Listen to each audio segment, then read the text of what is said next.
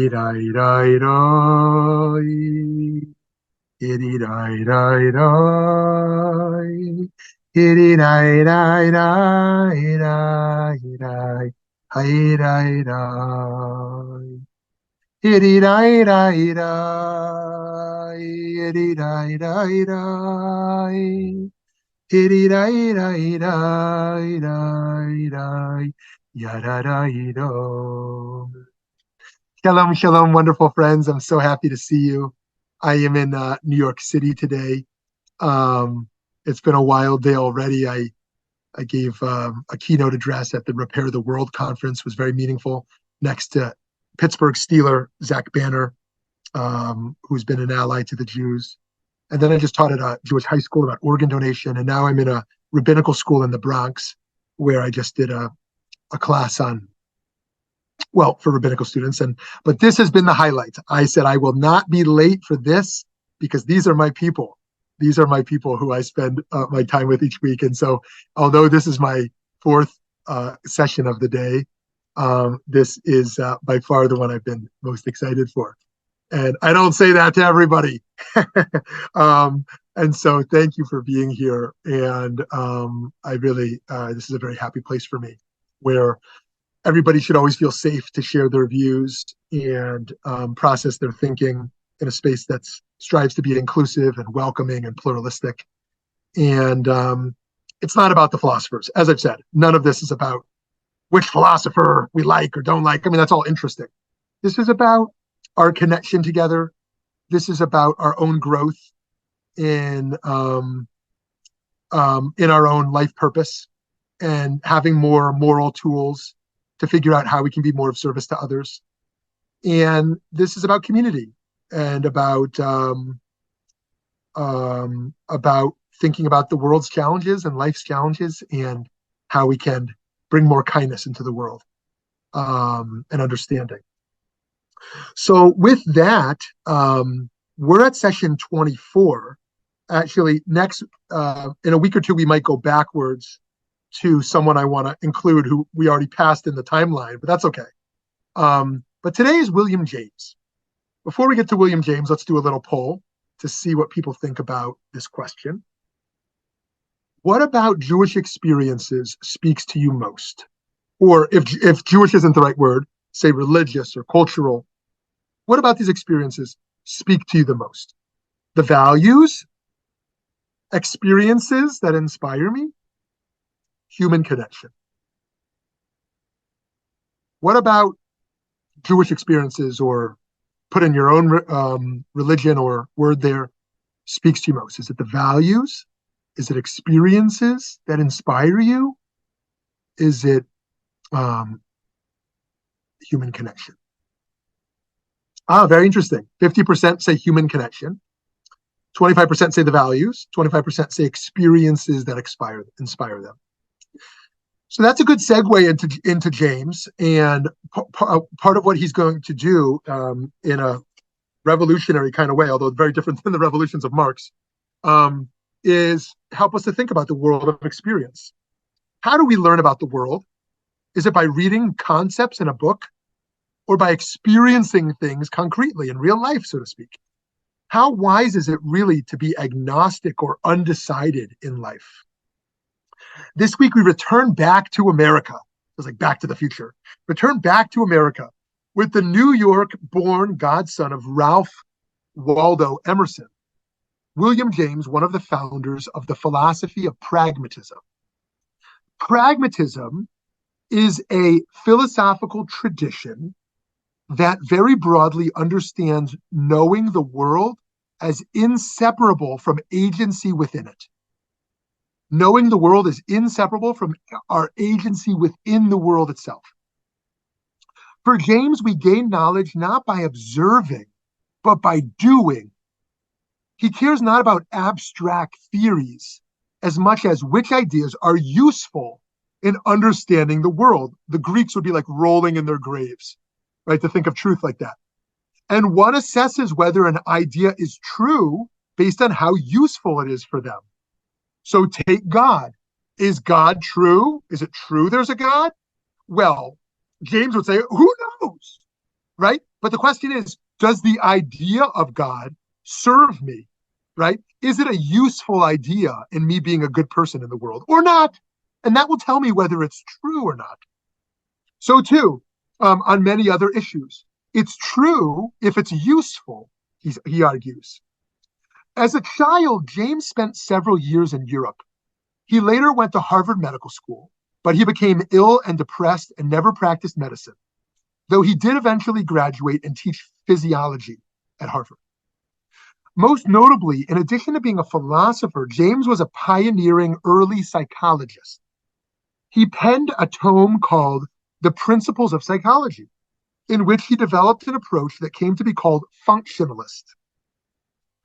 According to the American Psychological Association Dictionary of Psychology, functionalism is a general psychological approach that views mental life and behavior in terms of active adaptation to environmental challenges and opportunities. According to James, people have a psychological need to hold certain beliefs, particularly religious ones. It's not about whether Taoism or Hinduism or Christianity is true. It's about our psychological needs to attach to certain communities and truths. To James, even though we don't have the tools to prove the existence of God, the notion of God can be seen as true because it's helpful for a person to hold such a belief, as it can enable one to overcome their fear of death and potentially live a more meaningful life or fulfilling life for some people. Prior to James, it was commonly held that the mind was a largely static structure that could be examined, right? My mind isn't changing. Let's just observe that mind in a non-changing form. James, however, argued that one's mind is an ever-evolving status, constantly influenced by new experiences. This is another move away from theoretical, ideological assumptions about humans. The same way in philosophy, James didn't want external truths, but useful truths.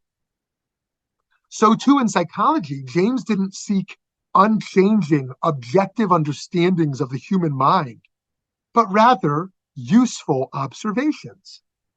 The mind doesn't just process reality, it also serves one's deeper human needs. For James, reality is constantly changing, and our observance of anything changes our analysis of it when it enters the realm of experience. James was a relativist, which is to say, he understood that different things work for different people. What you need in your life is different from what I need in my life. In this sense, he was influenced by Darwin, believing that the strongest ideas, just like the strongest organisms, are the ones to survive, right? Humans evolve and the strongest will prevail. So too in the realm of ideas. The strongest ideas, the ones that last, are the ones that last for a reason. And what makes an idea fit for survival is its utility to humans. If ideas are fulfilling human needs, they will survive. Why has Christianity survived 2,000 years? Well, a little less than that. But it's because it fulfills a need that humans have. James's pragmatism follows in the tradition of the earlier empiricists, which he used to develop his approach called radical empiricism. In radical empiricism, per the APA, Dictionary of Psychology, reality consists not of subject and object, mind and matter, but of pure experience. We exist in the realm of experience. And so regarding religion, James held that much more important than the objectivity of a religion's truth claims is a person's experience with religion, right? Just to flesh that out. The question is not, did Jesus Christ die for our sins? The question is not, did Moses split the sea and receive a 10 commandments? The question is not, is there a God and did God tell us something? The question is, the experiences I have within a religious community, the experiences I have with religious language, are they useful to me in my life? James believed that experience precedes our emotional labeling of it. I experience it, and afterwards I give an emotional label. He used the example that it's not the case that a person sees a bear, then they feel afraid, and then they run, see the bear, feel fear, and then run. Rather, a person sees a bear and runs instinctively. The feeling of being afraid sinks in only after for James. In his thinking, a physiological stimulus produces an experience and a response, but our emotions and conscious analyses emerge later. Someone hits us, so we hit back.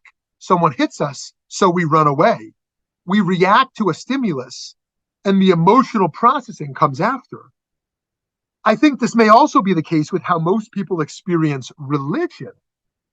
We observe and feel something deeply before we have a chance to emotionally and thoughtfully react to it.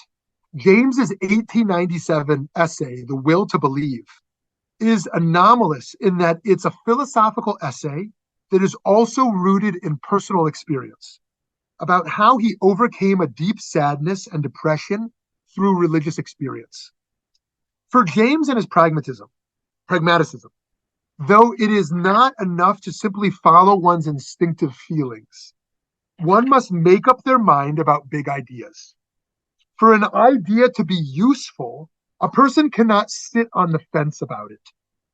In cases where there are limits to the evidence, a true empiricist, according to James, can transcend the limitations of the evidence and live with the integrity to make a choice that aligns with the integrity of one's life.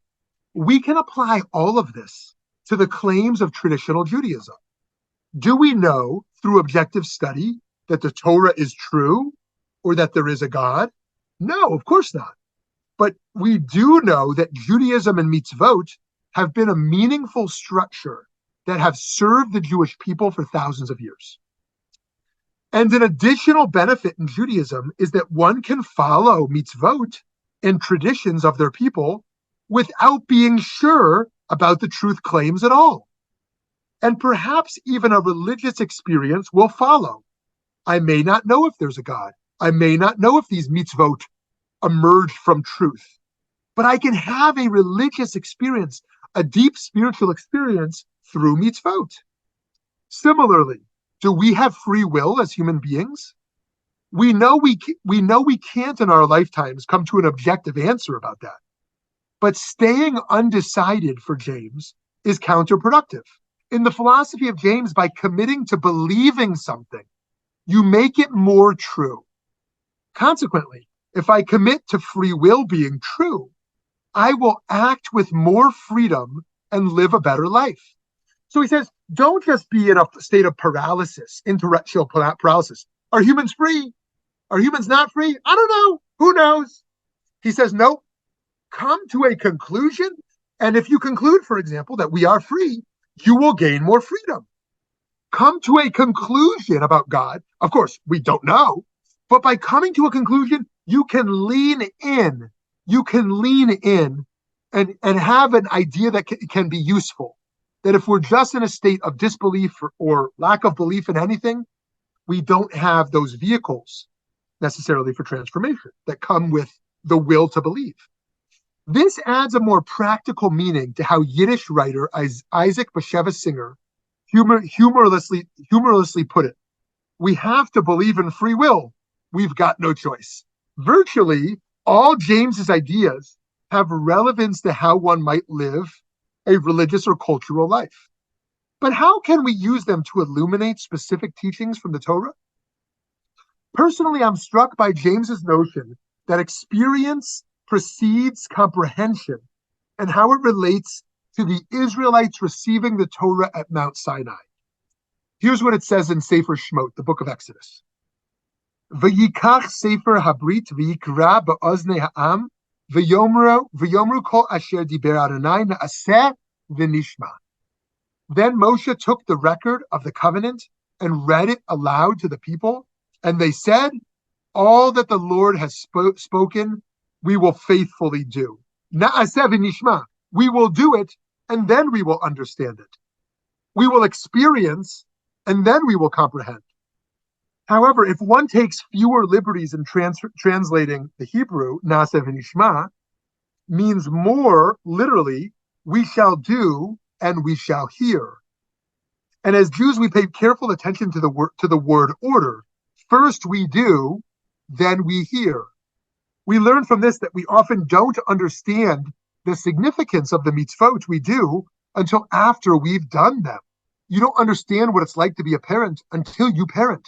You don't know what it's like to be a doctor until you serve as a doctor, even if you've gone through medical school. In accordance with James's advice, one must decide on how to live and live that way before coming to any grasp of the truth that might be found in a particular way of life. It's taught that when we received Torah at Mount Sinai, God held the mountain over our heads, in effect forcing us to accept Torah. The tradition teaches that it was not until the end of the Purim story that the Jews accepted the Torah through their own understanding. It says, Kimu v'kiblu. We read in Megillat Esther, the book of Esther, which I'm reading with my daughter now and enjoying that very much with her because it's a great feminist critique. In view, then all of the instructions in the said letter and of what they had experienced in that matter and what had befallen them, the Jews undertook and irrevocably obligated themselves and their descendants and all who might join them to observe these 2 days in the manner prescribed and at the proper time each year. The Renaissance-era Italian commentator, Rabbi Avadia ben Yaakov Sforno, known as the Sforno, argued that the laws of kashrut were given because of the sin of the golden calf. What? Keep kosher because of the golden calf? These stipulations weren't part of the original plan, but were revealed later to reconcile the divine-human relationship after another colossal human failure. He concluded that this was a concession to meet them where they were. The people needed not just the abstract teachings of Torah, but tangible religious experiences that would help them internalize God's teaching in their lives, right? So God said, hey, I don't have flesh, serve me, and that didn't work. The people wanted an object to serve, so they built a golden calf. So God said, the people want experiences, not just abstract truth. So let's give them more experiences. Even today, though, through things like lighting Hanukkah candles, hosting a Passover Seder, fasting on Yom Kippur, whatever it is, we're implicitly recognizing that education in the classroom is not enough. We need practices to make this life real. We do, and then we understand. So too, the Hasidic tradition teaches that while Torah learning has its place, we must also put a premium on experience through our own senses. Rabbi Miriam Klotz writes, this practice is known as avodah begashmiut, literally worship through corporeality, a term from Hasidic spirituality that refers to the awakening of spiritual life through somatic experience. Avodah traditionally referred to religious actions like prayer or the performance of mitzvot, but the Hasidic masters expanded it to include actions such as eating, dancing, or sex. Through prayerful dedication, the practice of avodah begashmiut, physical service, can integrate the spiritual and physical domains into one whole. And so, friends, to conclude, at first glance, there might seem to be some flimsiness to James's notion that what really matters is a person's experience. Where's the place for objective reality? Where's the quest for truth? But I think we all know from our own lives that while measurable facts are certainly useful, the unquantifiable experiences are what brings us to something higher and deeper. So with that, dear friends, I would love to open our conversation together. Hi, Gary. How's New York? Can you hear me? Yes, I hear you great. Yeah. How's New York? New York is a crazy place. But I'll share one thing that happened yesterday. Some of you are on social media, some of you are not. And here's something that I shared on social media that happened to me yesterday. I chose to use Lyft instead of Uber because of many claims of anti-Semitism in Uber recently. Jews have felt unsafe in Ubers in many cases. And I got in the Lyft, and within a few seconds, the Lyft driver said to me, "Shmuly, is that a Jewish name?" And I was a little afraid, and I said, "Yes, it is a Jewish name." And I saw his name, and I looked at his face, and I said, "Your name, it's hard to pronounce, um, is that a Muslim name?" And he said, "Yes, it is." And then there was a pause, and he said, "I live in Brooklyn, and some of my best friends are Israelis, and I go to their house for Shabbat, and I love it. Those conflicts over there don't divide us over here." And he said, "New York City is an interesting place where we can build bridges." And so that is, having lived in New York many years and being back here frequently, one of my experiences as well. The great project of America, as many challenges as we have here, and as much hate as there is on the rise, remains this incredible melting pot of Asians and Latin Americans and Jews and Muslims and people of color, and this great opportunity for us to figure out how to model for the world how we can come together across racial and ideological and ethnic backgrounds and learn to live together. And so that is one of the many experiences I've had in New York over the last 24 hours. So thank you for asking, Gary. Well, it's also a little colder here. Yeah. Well, it's in the 80s here. You're missing out. Good morning, everybody. The first thing that struck me is kind of how you finished up about experiences. You do, and then you listen. And it struck me that the genius of Judaism, however it got put together, with the Kohanim and the Levites and the Israelites, it struck me because they formed three various different groups. One who was the priests, the other one were the teachers, and then you have the rest of the masses that really may not have understood the pure spiritual aspect of it, but surely everybody could understand the doing and then possibly lead to different experiences that held him together and things that needed to be done in a community. And I've said that for a long time. I think it was a genius of however it got devised, however you think it may have been devised. And I happen to agree actually with James. This is the first time that I really say, wow, I'm on that line, because that's kind of where I think. The second thing I wanted to say, and it's an offshoot, you don't have to answer it, but I've been obviously very bothered with the whole Israeli thing that's going on, and all the horrible things they're saying about Judaism. And never in my life have I ever really realized that the whole world hates Jews as generically, not everybody, but everything that we hear going on.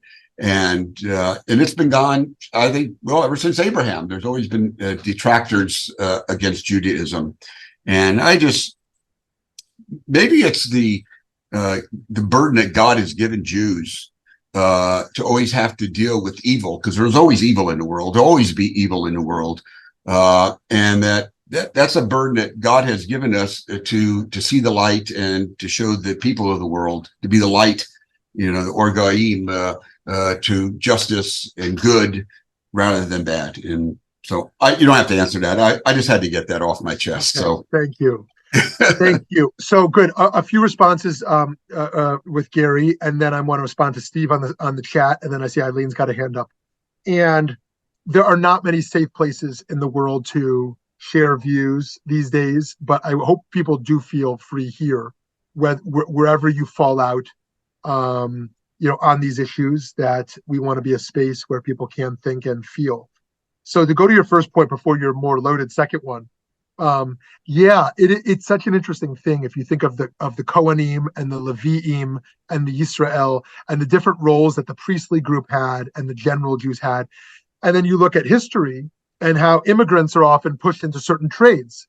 They get stereotyped as, oh, the Asians are good at that, and the Jews are good at that, and the Muslims are, and the Mexicans are good at that, and because that's the trade you get pushed into for various reasons, and so you get boxed into certain roles in society. And when you come out of the ghetto, you get to choose what you want to do. Come out of the ghetto, you're not a black slave anymore, or you're not just a Jewish immigrant in Brooklyn, right?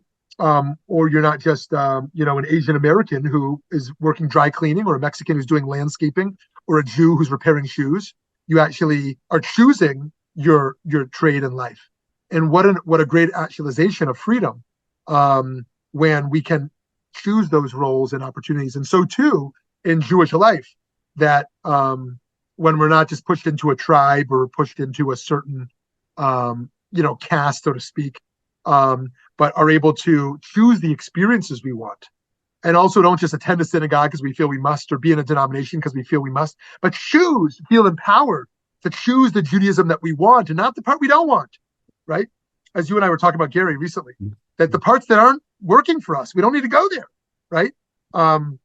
That's on the first point. On the second point, the Israeli-Palestinian conflict is just so sad and so painful.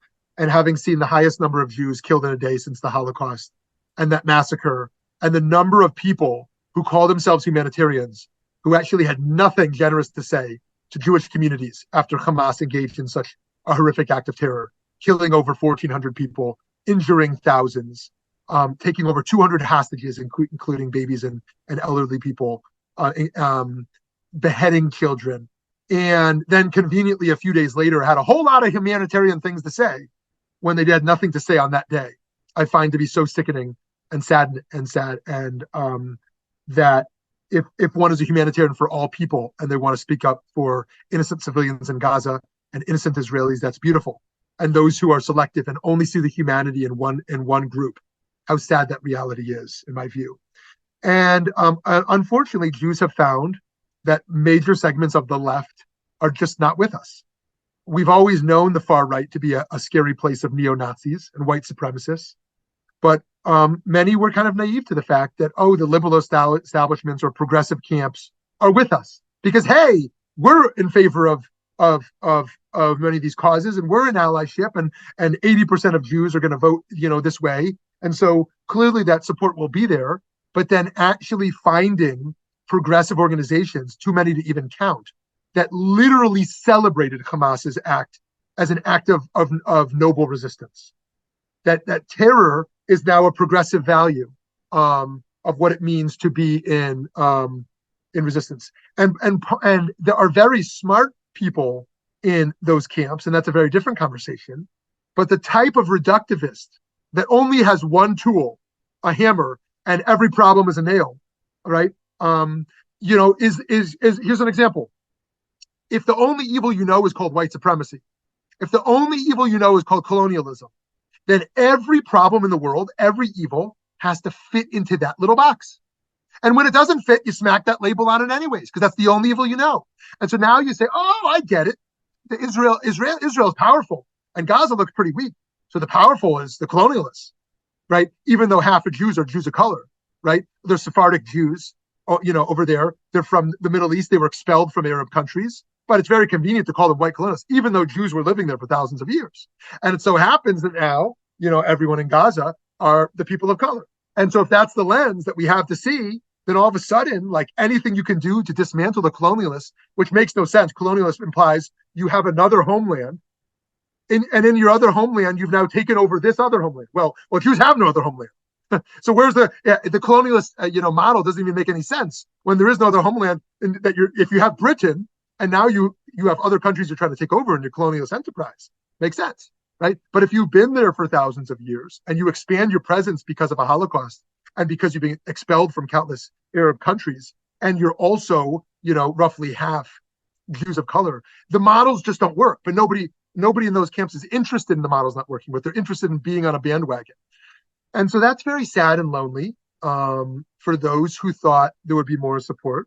Of course, saying that does not mean that anything the Israeli government does has a carte blanche.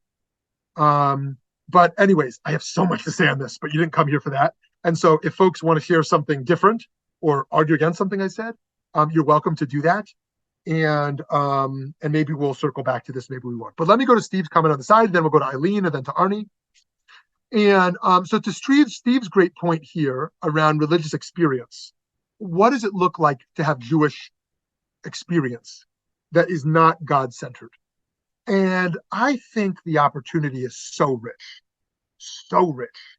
I think that the mitzvot, the musar, the Jewish learning, that all the vehicles for one who does not put God at the center are available for rich spiritual experience, for human connection, for moral connection, for spiritual actualization. Whether one is an atheist or an agnostic, or something in between or beyond, or just confused, that the opportunity in Judaism to provide rich spiritual experiences are there. Of course, if one is God-centered, those mitzvot can also be actualized in that approach. Or it can be a little bit of this and a little bit of that. But I'm so glad you asked that, because the spectrum of belief in Jewish theology is so rich and so diverse. And I hope that that's part of what Valley Beit Midrash is trying to give a platform to.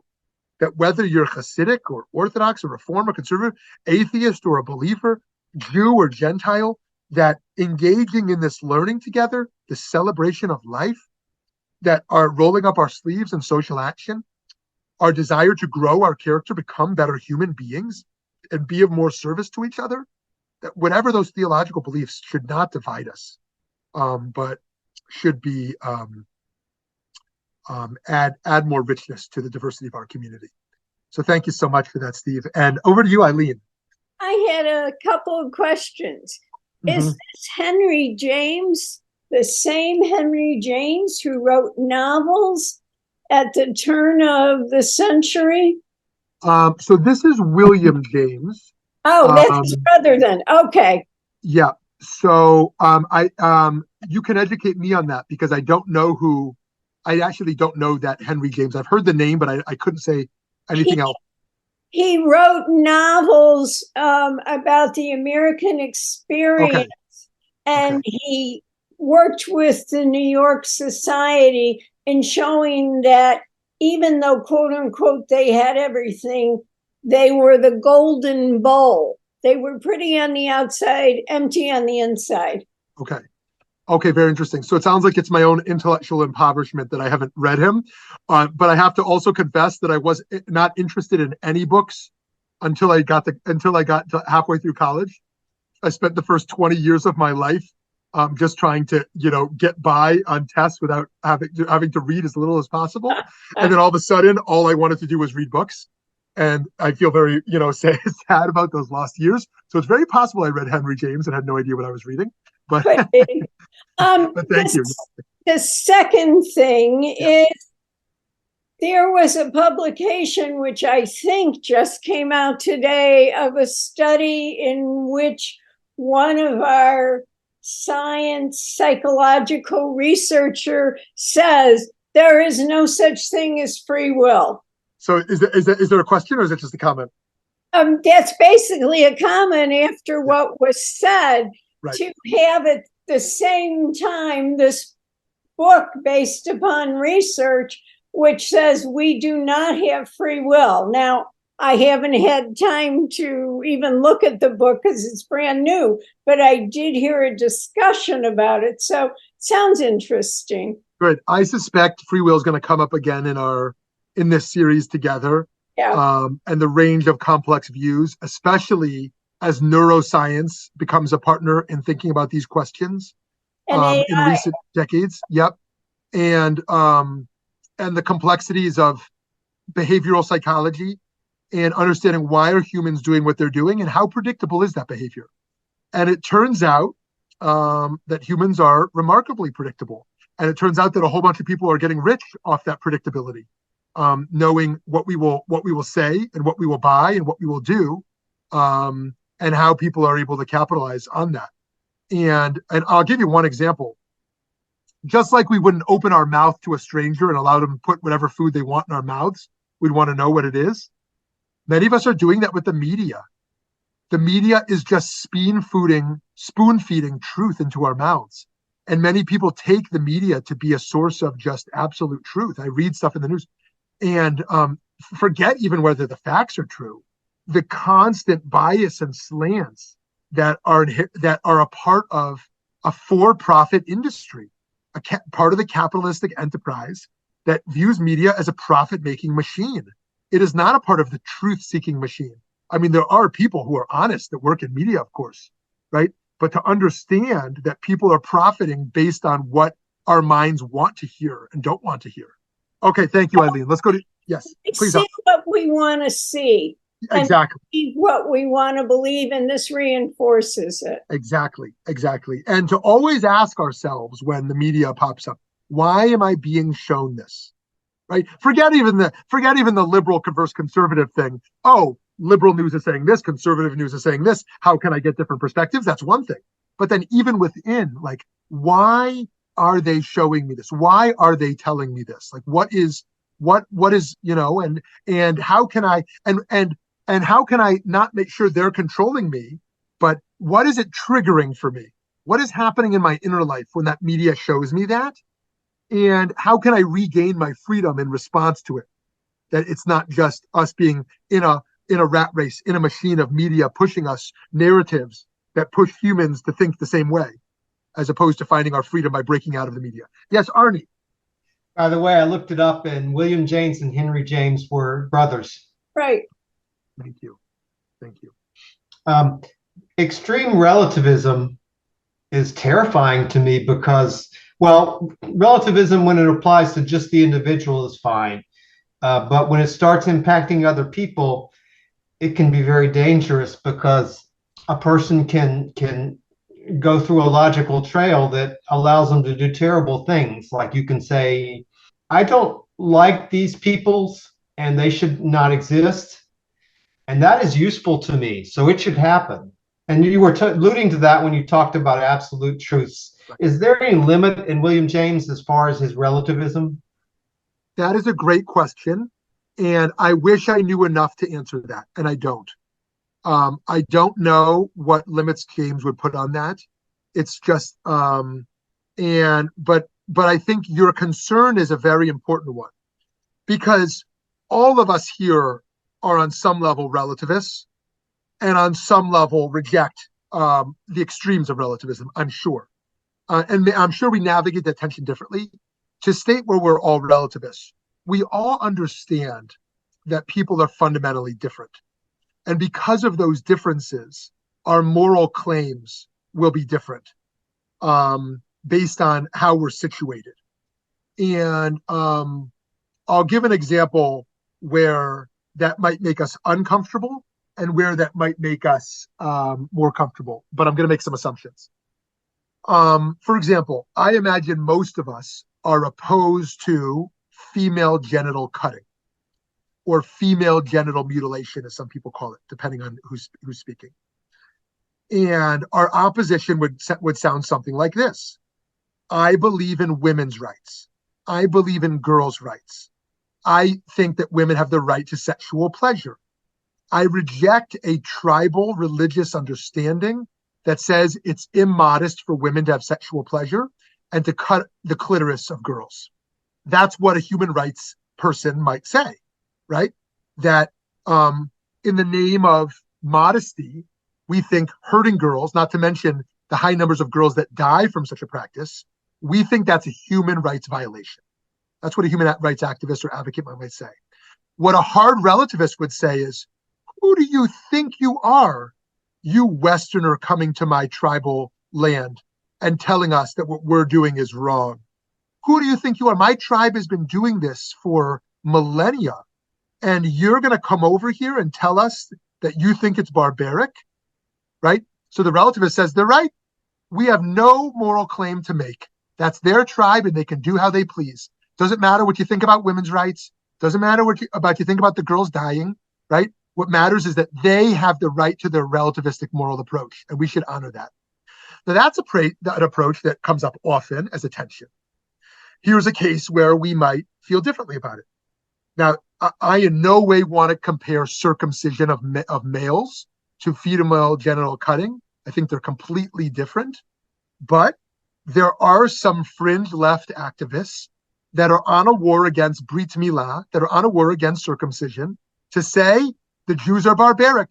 They're engaging in genital mutilation, and we should actively stop them. Is their claim absurd? No. Their claim makes sense. It's a baby. The baby doesn't have freedom, doesn't have agency. Why are you cutting off the foreskin of the penis of this boy without their choice to do that? Let them become an adult and choose. That doesn't sound like an absurd moral argument, right? But as Jews, we might say, well, forgetting the morally robust arguments, we might say, look, leave us alone. We're a religious minority. We've been doing this for thousands of years. How hurt is that baby boy? Let us do what we want, right? And so there, we might take a little bit of a relativistic claim of saying, as a minority group, you don't understand us, leave us alone. And then we get to Arnie's point over there around useful truths that are actually terrifying truths. People who have oppressed other people and can conveniently argue that that serves them. Well, American society can't operate if we don't have slaves. American society would collapse without slavery. You're going to collapse our economy? Do you know how morally bad that would be for the world? America is becoming a growing light in the world. And if our economy collapses, right, that's going to be bad for the world and people are going to die. Slavery, that doesn't look so good, right? But we need it to achieve this higher ends, right? It's a useful truth that Black people are just going to serve white people because it's going to serve the world for us to build this empire, right? Nazis' arguments of useful truths, once again, in a Darwinian fashion, that it's good for the world to rid the world of Jews, right? That's going to be very good for the advancement of our race, and on and on and on and on around how dangerous this can be. So, anyways, we're all over the place right now, and we're in very controversial and touchy subjects. But Arnie, I'm so glad you said that. Okay, let's go to Aglaia, and then we'll open it up for others. Okay, so I'm going to preface this by, are you sure you want me to say what I really want to say right now? Aglaia, that is one of your 3 most common openers. And yes, we always are here and ready to hear you. Okay, so my usual answer to people saying, well, the baby doesn't have a choice in whether or not they're circumcised and everything. My answer to that is, did I choose the color of my skin? Okay. So first of all, that's, kind of like, it's not exactly a trigger, but I have a kind of snarky response to that, for things. But also the other thing is that this whole discussion today, I'm not that familiar with William James, though, but this discussion reminds me of like a class that I took when I was, first in my PhD program and everything. And well, to tell you the truth, though, what I said in class is not something that I can actually say. Feel fortunate that you have not heard me use certain words before. You're the longest stretch when people have not heard me use profanity before. But the thing was that we were talking and about, well, do humans have free will? Do humans not have free will and everything? So I said, well, if we have absolutely no free will, why not say and go home? Just give up. Okay. So anyway, though, I'm not exactly sure that this went over so well with a lot of people, and I didn't say, but, anyway, the point is that sometimes I wonder, though, now my own ideas on free will are kind of mercurial. Like, say, for instance, did I actually choose a lot of the things that happened to me? Well, one, should my parents have basically conceived me at all, knowing that I was going to grow up, having a certain skin color, I'm just saying. But at the same time, though, no, there are a lot of things that I didn't have any control over. But at the same time, though, did I, have these, things presented to me? When it comes to, yes, people are predictable. However, though, it is up to us to learn enough. So perhaps maybe our free will is also in the idea that, yeah, you can learn. And or you can consider a different idea that's one that's not in your comfort zone. All of those things. I don't know. It's just one of those issues that it's kind of like, okay, here's the thing. Every time some, like crackpot, like comes out and says, like, oh, well, like circumcising, young Jewish boys is like, basically like forcing Jewish identity on them and everything. Like, well, guess what? How many people have choices in anything? That said, it's not like, okay, so why even be born at all? Why live at all? Or to get extreme existentialist on everyone, why not just, okay, can I say this? The extreme existentialist point. Why not just wake up and kill yourself this morning? I mean, after all, though, this is the extreme existentialist. Your important decision for the day is to not commit suicide. So, I mean, you could conceivably say, hey, you know what? Since I don't have any choices over anything, why not just go ahead and just kill myself? I mean, okay, sorry.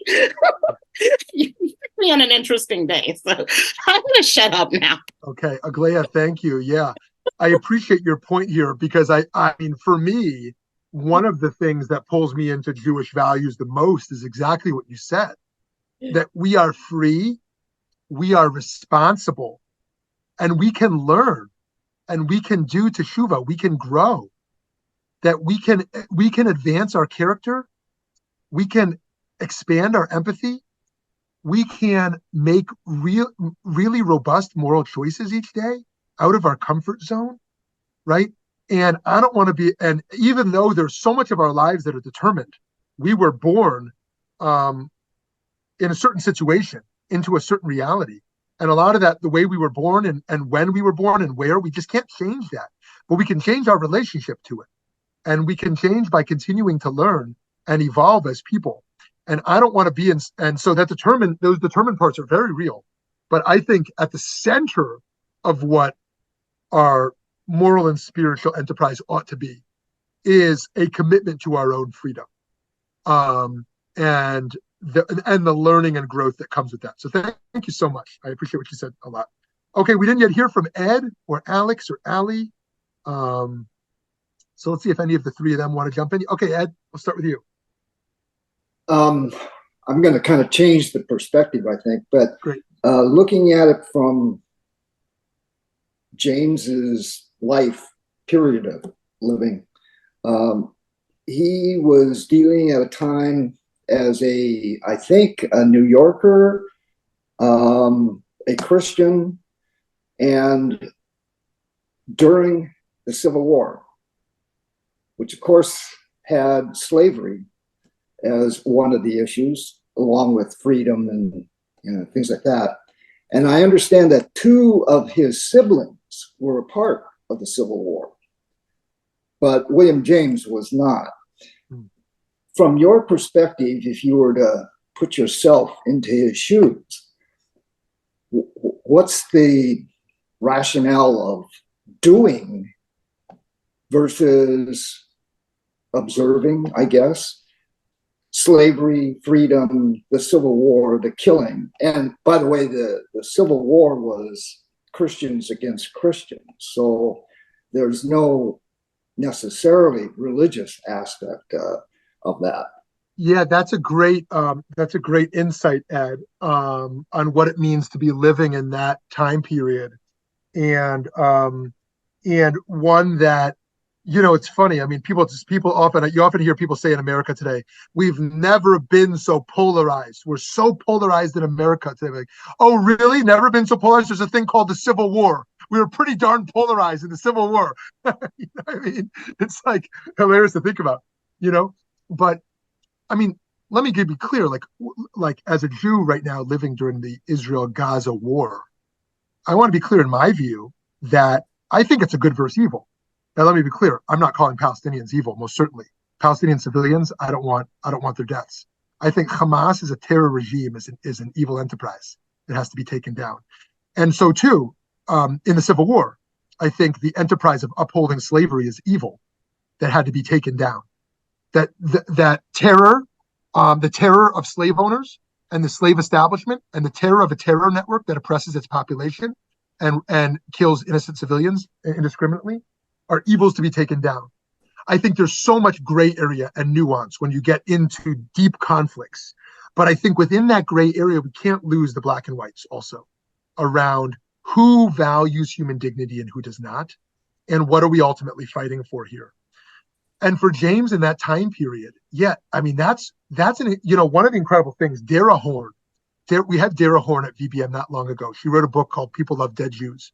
And I did an interview with her, which you can watch, that talks about Jews living in the South and Jews living in the North during the Civil War, something she studied. And she said, even though what was going on, Jews in the South who were by and large slave owners, and Jews in the North who were by and large abolitionists or opposed to slavery, went and spent Pesach together. They went to each other's Passover tables. There was something about being Jewish that transcended the ideas of being a Northerner and Southerner in a way that as a Christian might not have happened. If I'm a Christian Southerner versus a Northern Southerner, we go to very different churches and we're enemies to some degree. Of course, there's exceptions to that, but by and large, thank you for sharing that, Alex. That's awesome.